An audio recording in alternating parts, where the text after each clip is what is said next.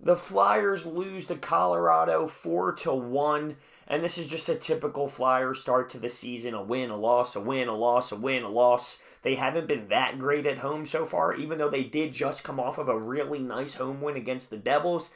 They fall 4-1 to the Colorado Avalanche, and I have issues with this game. Now, Michael Raffl did go down, and he did not return, so that's another forward that went down and has some sort of injury that looked to be pretty serious. He could not put any weight on his leg. When it rains, it pours. To start this game off, 3 minutes into this hockey game, they score on the power play. The first period was atrocious defensively. It's a repeated theme here, and I thought that they would start out strong considering how they played against the Devils. Their defense was actually pretty decent for the most part, and I thought they would at least build off of that to some extent. Did not seem to be the case, as the first period was absolutely horrible, and they take a 1-0 lead off of a penalty, and that annoys me because I mentioned it about the Devils game. We took penalties that the other team cashed in on. So not only are we taking the penalties, we're allowing the other team to score on them, so our PK is not the greatest at the moment. It's not successful. Then we move to the second, and Ivan Provorov has his guy in the high slot, but there's just a little too much comfort. There's a little too much space there, and as a player is coming around the net, he hits Nieto in the high slot, and he puts it in the back of our net. Provorov has to make him so uncomfortable in that situation. He was somewhat in an okay spot, but he gave a little bit too much room. He's got to close the gap there. Provorov has not been himself. Someone who did stand out tonight, Sanheim. Travis Sanheim was all over the ice. He logged about 20 minutes. He looked good. He looked comfortable. He was getting good sticks on pucks, keeping the puck in the zone. He was getting shots on net from the point, which actually led to a goal. So it was 2-0 after the second period.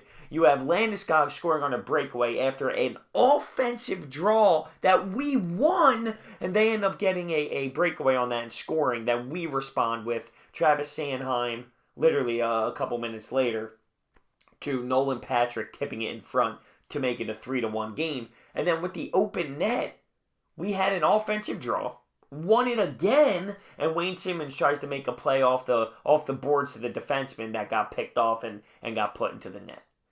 So what bothers me here? 2 offensive draws that led to the other team scoring. I mean, how does that happen? How does that happen? I lost my voice from screaming about the Eagles game. But, I mean, that's not allowed. That's not allowed. I wouldn't say it's a lack of, hustle or effort. Because these men are out there, they're trying. They're giving us effort. But it's other things. It's mental errors. It's not being strong on the puck. They're working hard. I can say that. They had chances. They're not burying all their chances, which I know you're not going to bury 100% of them, but I think that we leave a lot out there that probably could go in the net. Varlamov with an outstanding game. You got to give credit to the Avalanche. I thought their top line was tremendous tonight. We struggled against them. But this is just such a classic Flyer start. It really is. This is so Flyers. Win, loss, win, loss, win, loss, win, loss. And then somewhere along the line there's going to be a 10-game win streak. We don't know if it's going to be a 10-game streak, I should say. We don't know if it's going to be a winning streak or a losing streak. This team, you just don't know what you're going to get. Every night, you don't know which team you're going to get. We can be so good, and then we can be so eh. And right now, our defense as a whole is so hard to watch. There's some times where players step up. Like, for example, Radko Gudas the other night. He's our best defenseman.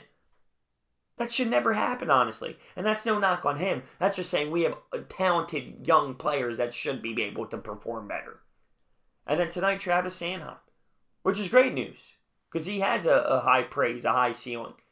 Hopefully he can build off that. But our D-core as a whole needs to be better. I think we got to stop taking penalties. And then the offensive draws that we win can't lead to the other team scoring. I know one was an empty net, but Landeskog on a breakaway? Stop. It's inexcusable. So the Flyers fall. And now we got to go into a Boston building on Thursday night to try and bounce back. We're 4-5 after 9. Classic Philadelphia Flyers. That's all there is to it. Let me know what you think down below. Thank you for watching. I'll see you next time.